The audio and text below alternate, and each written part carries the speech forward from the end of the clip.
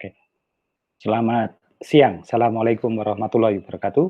Pada siang hari ini kita akan eh, membahas dan mendiskusikan mengenai materi bisnis model pada mata kuliah Entrepreneurship and Success Skill. Nah, pada pertemuan kali ini kita akan membahas beberapa komponen dalam bisnis model. Yang pertama adalah apakah definisi dari bisnis model itu sendiri, kemudian yang kedua bagaimana bisnis model dibangun, dan yang ketiga bagaimana kita menggunakan tools untuk membangun bisnis model yang cocok untuk startup kita. Nah, dalam pengembangan sebuah startup atau suatu entitas bisnis yang mendukung tentang kewirausahaan, maka bisnis model itu menjadi salah satu komponen yang sangat penting dan di awal yang harus diperhatikan dengan baik oleh founder, co-founder maupun tim manajemen. Nah, karena entrepreneurship itu adalah membangun sebuah entitas yang berorientasi bisnis, bisa dalam tujuan untuk mencetak profit atau keuntungan finansial, bisa juga untuk membangun sebuah misi kemanusiaan atau yang lainnya, apapun itu tetap membutuhkan bisnis model. Nah, bisnis model ini akan menjadi gaya startup dalam menjalankan bisnis, pendekatan, metode, dan juga strategi. Bagaimana agar startup ini kemudian bisa survive, kemudian bisa menjalankan bisnisnya dalam jangka panjang, dan tidak selalu menggantungkan pada suntikan dana dari investor, tetapi kemudian bisa secara mandiri dan secara kuat membangun bisnisnya, kemudian bisa mengenerate pendapatannya sendiri, dan akhirnya dia bisa self sustain. Nah, dalam bisnis model ini memiliki memiliki definisi sebagai berikut. Nah, bisnis model ini biasanya adalah ya sebuah rasional atau sebuah cara berpikir yang logis bagaimana sebuah pendekatan atau sebuah proses bisnis dibangun untuk organisasi. Dalam artian bagaimana organisasi ini akan berinteraksi dengan customer-nya atau calon customer-nya, kemudian menumbuhkan suatu kepercayaan yang sangat tinggi sehingga customer ini mempercayakan bisnisnya untuk diurus oleh sebuah entitas bisnis yaitu startup. Nah, pada konsep ini business model definition menjadi penting untuk dihadirkan dalam konteks suatu proses bisnis yang rasional. Nah, kata kunci pertama dari bisnis model rasional ini adalah maksudnya ya bisa dikerjakan. Dalam artian bisa dikerjakan ini sangat tergantung dari pertama kemampuan tim atau kemampuan entitas bisnis, dalam hal ini organisasi, untuk menjalankannya sendiri. Jadi akan sangat tidak mungkin sebuah startup atau suatu entitas bisnis menjalankan bisnis model yang dia memang tidak bisa menjalankan. Jadi ketika itu terjadi maka tentu saja sangat tidak make sense. Dan yang kedua, yang terpenting adalah dalam menjalankan ini bisnis model diharapkan menjadi perilaku keseharian dari startup atau entitas bisnis, sehingga dia akan menjadi nafas dari startup atau organisasi bisnis yang kalau dijalankan, tentu saja ini akan membawa manfaat yang lebih karena tidak ada unsur keterpaksaan. Ini penuh dengan kesadaran bahwa dengan membangun bisnis model ini, manfaat terbesar bagi perusahaan adalah perusahaan menjadi sehat dan kemudian bisa kuat dalam menjalani bisnisnya. Sama seperti manusia itu ketika dia menjalankan aktivitasnya dengan penuh rasional, maka pikirannya akan sehat, badannya juga sehat, akhirnya muncul ide-ide yang bagus. Nah, ini yang dimaksud dengan bisnis model. Rasional ini juga punya maksud, dan definisi keduanya adalah ini adalah pilihan atau choice dari startup atau organisasi. Kita mau menjalankan sebuah bisnis yang baik atau manipulatif atau memanfaatkan posisi yang saat ini berada. Sehingga ini menjadi rasional dalam artian kita menjalankan bisnis dengan penuh kejujuran, penuh integritas, sesuai dengan visi dan misi organisasi. Nah, yang kedua adalah bisnis model ini mempunyai definisi adalah mendeliver atau menghantarkan, atau bahasa saya mengantarkan suatu maksud tertentu pada tujuannya. Nah, kita perlu merevise bisnis model ini ketika akan dibangun. Kalau memang kita mau profit oriented dalam artian mendapatkan keuntungan sebesar-besarnya, nah apakah kita akan menjalankannya dengan penuh kebaikan dalam artian dengan jalan yang halal atau manipulatif? Contoh sekarang saat ini banyak sekali perusahaan finansial teknologi yang bisnis modelnya cukup bagus ya, memudahkan masyarakat untuk mengambil pinjaman kredit uang misalnya gitu untuk kelangsungan usahanya, tetapi motif di belakangnya sebenarnya profit oriented yang tidak jauh beda dengan tengkulak misalnya. Nah, ini jadi masalah. Sehingga ini niatnya baik tapi delivernya salah. Bisa juga misalnya kita membuat startup e-commerce, tetapi kita pajang semua foto produk yang bagus-bagus, tapi sebenarnya fotonya itu tidak punya, produknya tidak kita punya, kita hanya mencomot foto-foto yang ada di internet. Ya, itu menjadi masalah. Ini yang disebut sebagai deliver bisnis modelnya tidak baik. Nah, sehingga penting startup ini untuk dibangun di awal itu tidak kemudian harus melulu jualan, tetapi lebih penting adalah membangun produk, mempunyai identitas produk, dan kemudian produk itu dikenalkan ke masyarakat, dan kemudian bisa kemudian menumbuhkan kepercayaan kepada masyarakat, dan pada titik tertentu masyarakat akan mengambil manfaat sebesar-besarnya. Nah, yang berikutnya adalah, ini yang paling penting, bisnis model itu harus bisa menciptakan value atau mengcapture value di masa depan. Jadi dengan kehadiran sebuah service atau produk di startup atau entitas bisnisnya, maka pada saat yang bersamaan organisasi itu akan menciptakan nilai bagi masyarakat atau minimal customer-nya. Nah, ini yang menjadi penting untuk diperhatikan sekali. Jadi secara definisi ada 3 jenis yang kita sebut sebagai bisnis model. Yang pertama adalah bagaimana kita menciptakan rasional terhadap organisasi, kemudian mendelivernya untuk mencapai tujuan organisasi dengan baik, dan yang terakhir adalah menciptakan value. Ya, jadi semacam itu. Nah, berikutnya adalah di dalam bisnis model, untuk mengetahui apakah bisnis model itu baik atau tidak, sebenarnya ada beberapa pertanyaan atau beberapa kalimat kunci yang harus dipenuhi. Yang pertama adalah bagaimana cara kita untuk mendapatkan customer. Nah, ini adalah satu pertanyaan awal ketika kita ingin membangun bisnis model. Jadi gitu. Mudahnya tapi tidak hanya sekedar kita bagaimana caranya kita mendapatkan customer, tapi kita perlu juga melihat apakah untuk mendapatkan customer itu kita melakukan cara-cara pendekatan tertentu yang baik begitu. Misalnya kalau dalam bisnis sangat lazim dilakukan yang namanya survei pasar gitu ya, survei customer. Kemudian menganalisis demografi customer, mengecek atau mensurvei apa yang menjadi ekspektasi customer, dan seterusnya. Nah, ketika itu sudah dibuat, maka kita akan punya profile sebenarnya customer kita itu yang kita inginkan seperti apa, demografinya, keinginannya, ekspektasinya seperti apa, baru kemudian kita approach untuk agar mereka mau datang ke kita. Nah, itu bentuk dari bagaimana kita bisa menangkap atau mendapatkan customer.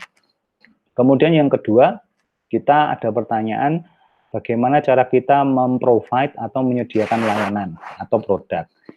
Nah, ini menjadi penting karena setelah kita punya customer, maka kemudian kita harus bisa memformulasikan bagaimana cara kita kemudian berinteraksi dengan customer.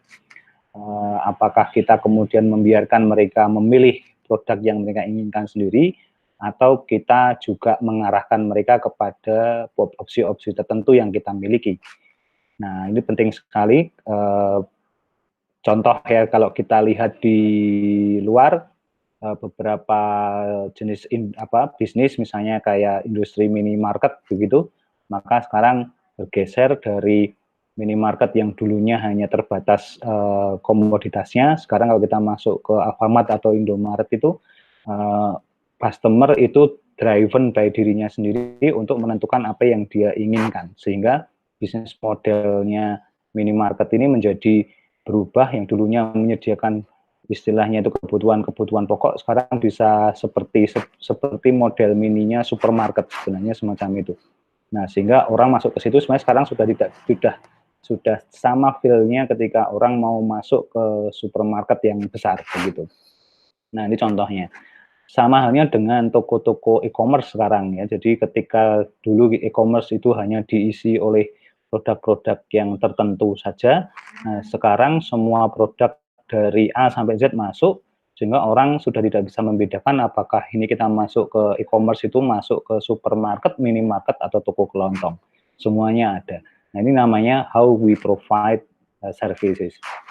Nah, kemudian berikutnya adalah bisnis model type-nya, apakah bentuknya itu berbayar sebagian, atau memang harus free, ya semacam itu. Nah, ini juga nanti menjadi segmentasi bisnisnya berbeda. Terus kemudian yang terakhir adalah bagaimana kita mendatangkan keuntungan dari layanan dan produk yang kita miliki, yang kemudian kita sering mendengar istilah monetisasi, ya, jadi semacam itu.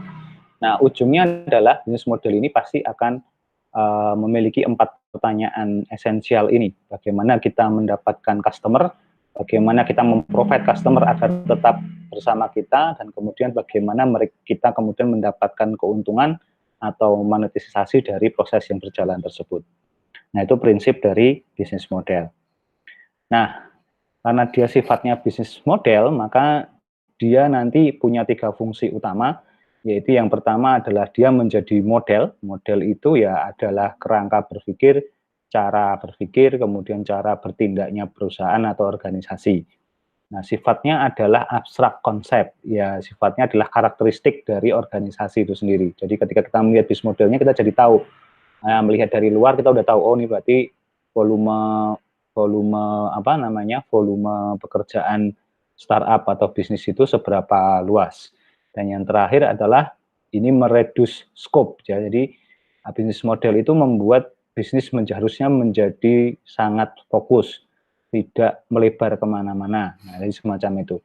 Nah, sekarang sangat jarang ditemui suatu entitas bisnis yang istilahnya itu bisnisnya dari hulu ke hilir. Nah, hampir mustahil ya, kecuali di industri-industri tertentu yang sangat urgent seperti industri energi dan seterusnya. Nah, ini yang menjadi model atau definisi dari bisnis model. Nah, ada beberapa model bisnis ya yang bisa dikerjakan. Ada istilah bisnis model innovation. Ini adalah bagaimana kita membangun bisnis model itu, dari mana kita memulainya. Seringkali orang tergesa-gesa untuk membangun startup atau membangun organisasi bisnis tanpa memperhatikan bahwa bisnis model itu juga merupakan bagian dari inovasi. Di startup biasanya dikenal dengan tidak memiliki bisnis model dulu, tapi dia memang menciptakan bisnis model baru yang tidak menjiplak atau mengcopy paste dari bisnis model yang ada. Jadi kita bisa lihat kalau beberapa startup, kalau dia mengekor atau mengikuti bisnis model yang sudah ada, ya pasti tidak akan bertahan lama begitu. Tapi kalau dia bisa membuat bisnis model yang baru, maka pada titik itu biasanya dia akan bertahan cukup lama. Nah, kemudian kita juga punya bisnis model transformation. Nah, ini adalah model bisnis di mana kita mencoba mengubah bisnis model yang sudah ada agar menjadi lebih efisien, lebih efektif. Nah, jadi semacam itu. Kemudian juga ada bisnis model diversification. Ini model bisnis yang di-create untuk menjadi pembeda dari bisnis model yang lain. Jadi menjadi kompetitor lah begitu. Dan yang terakhir adalah model bisnis yang sifatnya itu acquisition, atau dia mengambil alih bisnis model yang sudah existing, kemudian bisa dikombin, dijadikan satu menjadi satu. Jadi semacam itu.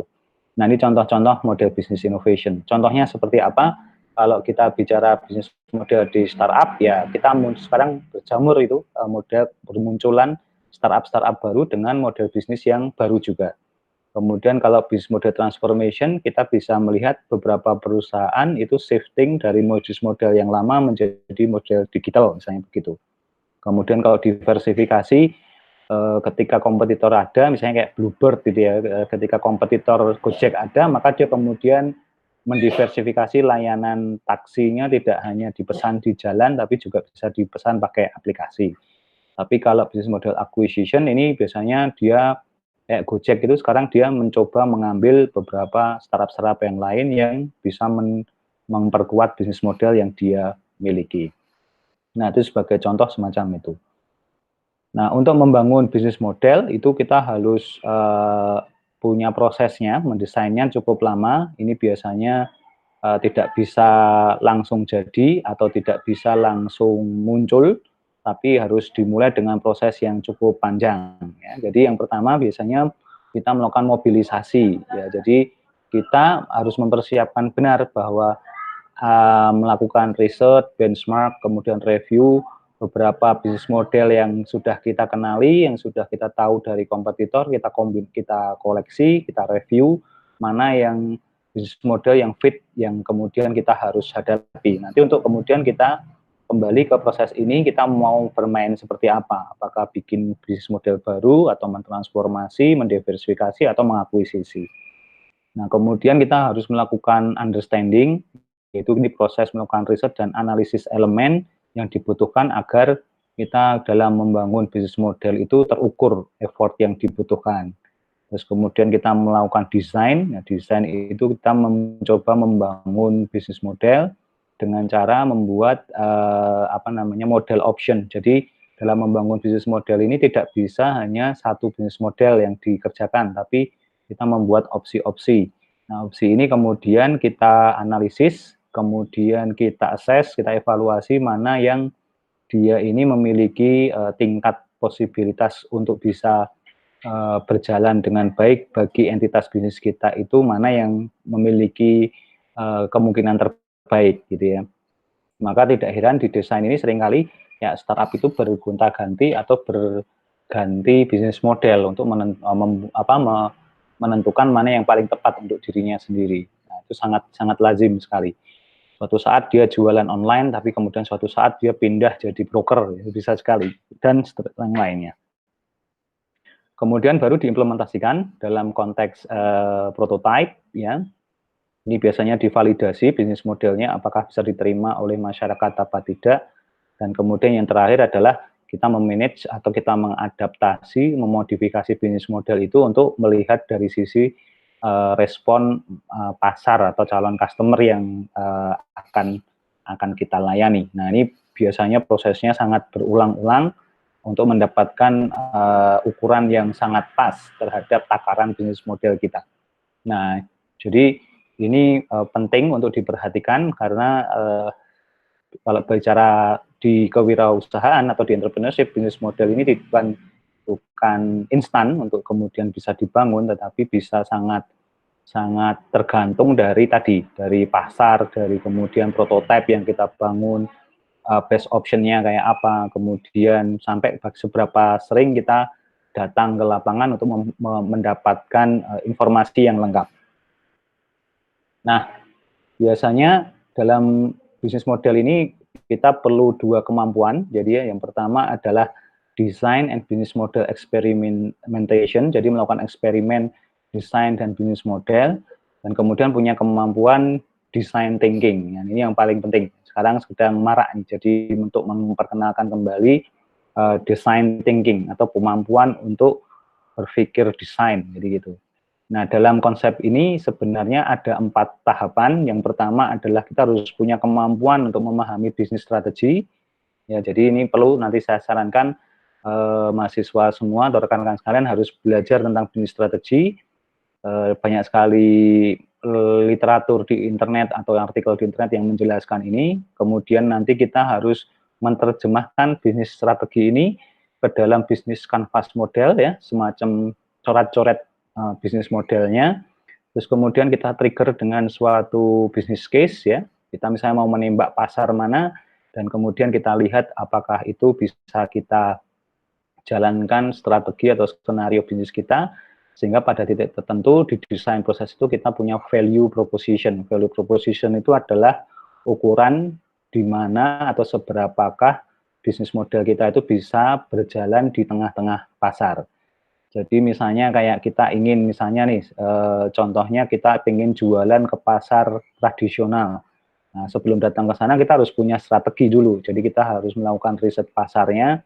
Oh, biasanya customer-nya datang jam berapa seterusnya, kemudian strategi bisnisnya kayak apa, apakah buka kios atau buka lapak atau membuka apa namanya tikar saja semacam itu. Terus kemudian kita mulai mendesain layout produknya akan seperti apa, terus kemudian kita membuat skenario, nanti orang jualan itu akan diarahkan untuk berinteraksi seperti apa, dan kemudian kita akan jadi tahu, misalnya dari 100 pelanggan yang datang, berapa yang kemudian akan menanyakan produk, dan kemudian akhirnya mau membeli produk yang kita punya. Nah, prosentase terhadap yang datang bertanya dengan produk yang terjual, itu menciptakan value proposition. Nah, dalam prosesnya ini adalah proses iteratif, berulang terus, sampai kita memiliki keyakinan yang cukup kuat bahwa bisnis model kita itu sudah pas dan sesuai dengan kita. Nah, ini yang menjadi faktor terpenting dalam kita membangun bisnis model. Intinya, kita harus punya design thinking. Nah, kemudian ini yang menjadi contoh saja, contoh bagaimana kita membangun bisnis model.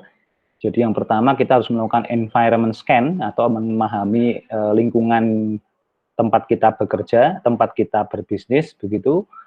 Spotnya bagaimana, opportunity-nya bagaimana, resikonya seperti apa. Itu harus diukur ya.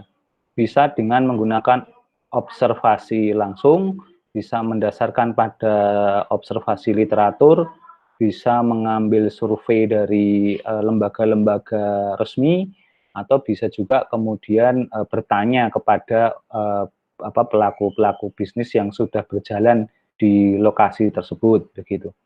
Nah, kemudian dari situ kita baru mengenerate ideation atau mengenerate new business model tadi. Nah, jadi di sini bisa terlihat bahwa ide yang dihasilkan ini itu bukan ide yang sembarangan karena penuh dengan analisis terhadap environment, opportunities, dan risiko. Jadi terukur lah mudahnya begitu. Nah, jadi tidak asal kita ingin berbisnis, kemudian kita langsung berbisnis, tetapi berbisnis itu dimulai dengan suatu analisis yang kuat. Nah, dari situ kemudian kita menciptakan value proposition tadi, apa value kita sehingga bisnis model kita itu akan diterima oleh masyarakat. Nah, ini menjadi sangat penting proses ini. Kemudian kalau sudah punya value proposition, kita punya nilai, punya kelebihan begitu ya, masyarakat tidak bisa menolak kita gitu misalnya, maka kemudian kita punya service design. Ya, jadi ini service design itu adalah suatu proses bagaimana untuk memastikan orang yang sudah tertarik dengan produk kita atau jasa kita itu kemudian akan melakukan transaksi dengan kita dan kemudian ya membuat engagement atau kesepakatan jangka panjang. Nah, dari situ kita akan, kalau ini kita bungkus dalam satu proses, maka kita akan punya yang namanya strategy definition. Nah, jadi bisa dibayangkan sebuah strategi bisnis itu dimulai dari suatu proses panjang. Jadi semacam itu. Nah, ini yang menyebabkan kadang kalau teman-teman di bidang teknis, di ilmu komputer, informatika, itu tidak cukup kuat dari sisi ini. Nah, kan, jadi karena biasanya fokusnya hanya develop produk dan kemudian segera dirilis gitu ya. Tapi kalau di sini teman-teman harus diminta untuk belajar banyak hal. Nah, dari sini kita bisa belajar bahwa dalam mata kuliah ini, dalam mata kuliah entrepreneurship ini, success skill yang harus kita pahami ada 5 ini. Jadi yang pertama adalah kita diminta untuk sangat adaptif dan sensitif terhadap environment kita atau lingkungan kita, isu-isu sosial, isu-isu masyarakat, isu-isu bisnis yang berkembang, dan seterusnya. Dengan semakin banyak kita itu terpapar oleh isu-isu ini, maka semakin banyak juga nanti ide akan muncul dengan seketika di kepala kita. Jadi kalau misalnya ada yang merasa tidak punya ide, kembali ke nomor 1, kita harus terpapar dengan isu-isu yang ada ada di masyarakat atau isu sosial. Dekatilah masalah, nanti kita akan punya banyak ide, begitu. Dari ide yang banyak itu kemudian kita memilih atau membangun sebuah value proposition, mana yang kira-kira dari sekian banyak ide itu yang punya value, yang bisa kemudian ini berimpact atau berimplikasi masif, gitu ya. Dari situ kalau sudah punya, jadi ini penting untuk sukses skill kita, bahwa kita dalam bekerja atau dalam membuat sebuah produk, service, karya, atau dan lain sebagainya, yang nomor satu itu adalah value ini. Jadi kita harus menciptakan nilai, gitu ya. Nah, kemudian setelah itu, nilai itu macam-macam, bisa nilai baik, bisa juga impact yang baik, atau mungkin change community, dan seterusnya. Dari situ, dari sekian banyak value, itu jadikan senjata kita untuk membuat service design, atau kita baru bisa sellable-nya atau berjualan.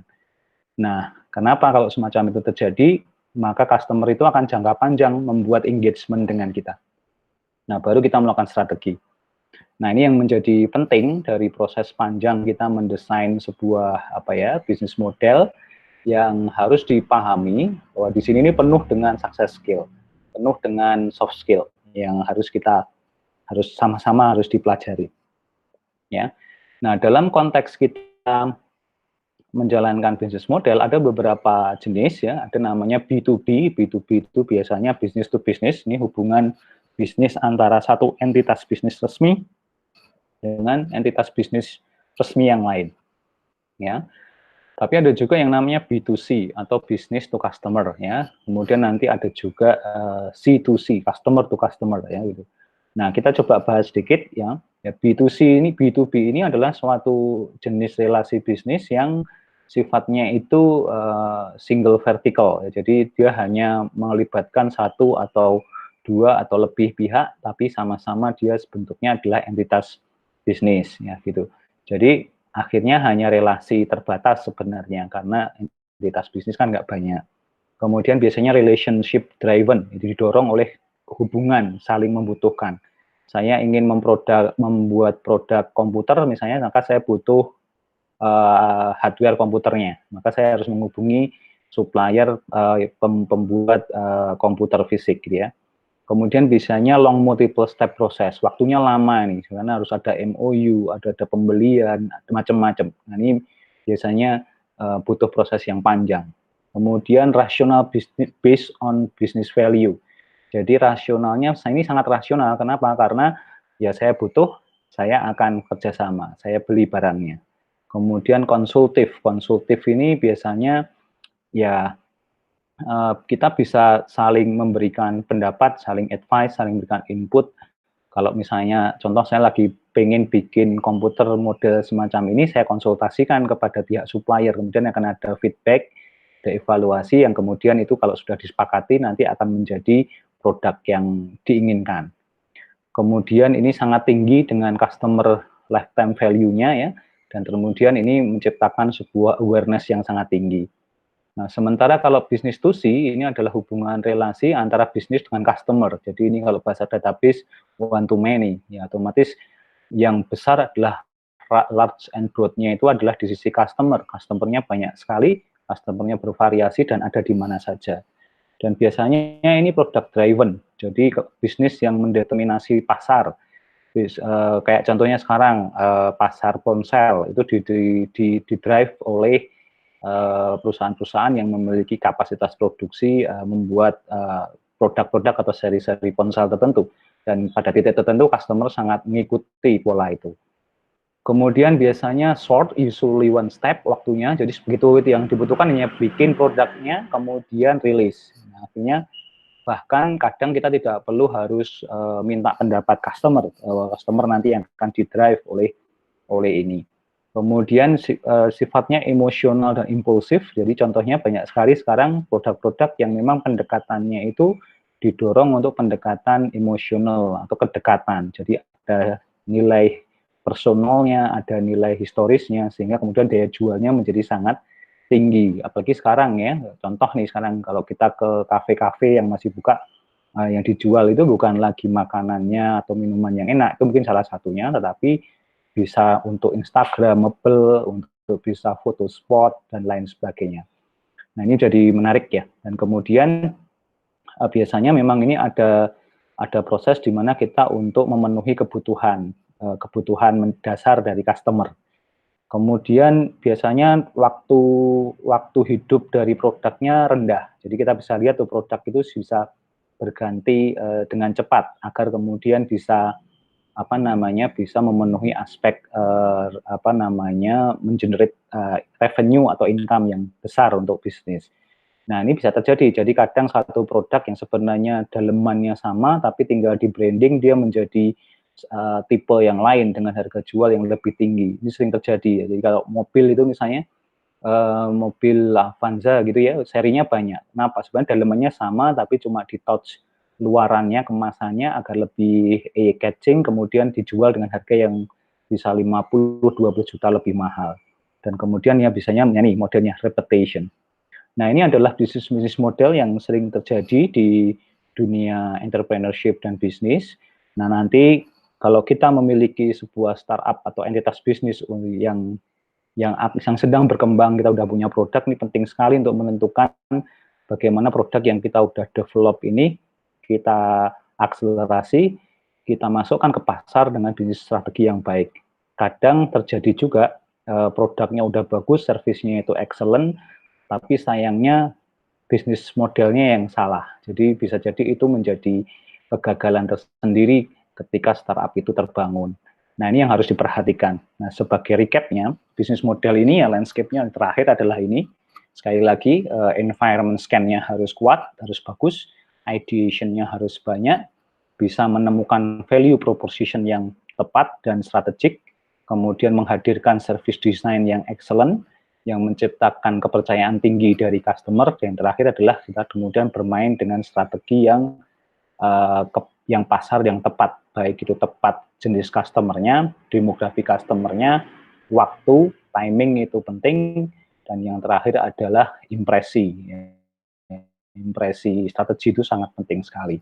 Nah, itu gambaran bagaimana materi bisnis model itu penting.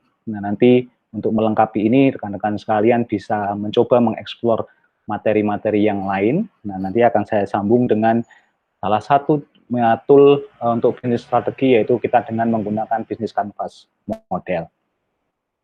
Untuk materi bisnis model, kita cukupkan sekian. Selamat melanjutkan belajarnya. Semoga sukses ke depan. Terima kasih. Assalamualaikum warahmatullahi wabarakatuh.